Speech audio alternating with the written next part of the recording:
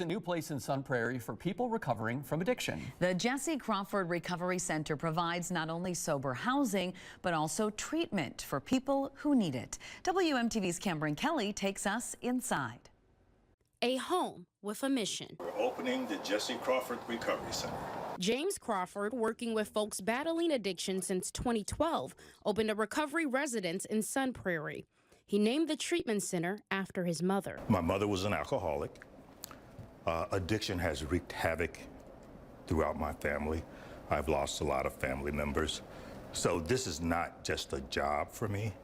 This is my passion. Jesse Crawford Recovery Center is a two-story home, women upstairs and men downstairs. It has 30 beds and all rooms have a full bathroom.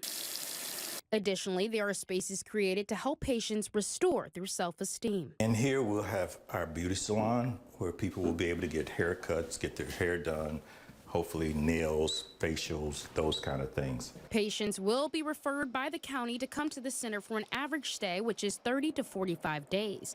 During that time, they'll receive a minimum of 20 hours of treatment per week. I believe that when people go through the entire continuum of care, we get much better outcomes rather than going to treatment for 3 weeks. Opening the center during Black History Month is the icing on the cake for Crawford. This will be the only Black-owned residential facility in Dane County.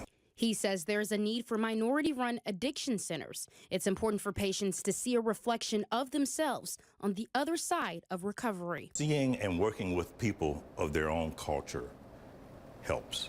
It makes a difference. Crawford vows to help those struggling with addiction break old habits. This is my mission, helping people regain control of their lives from this disease of addiction. Reporting in Sun Prairie, Cameron Kelly, WMTV 15 News. And tomorrow marks 2 years since Crawford started the project. The Recovery Center is expected to start taking patients on March 3rd.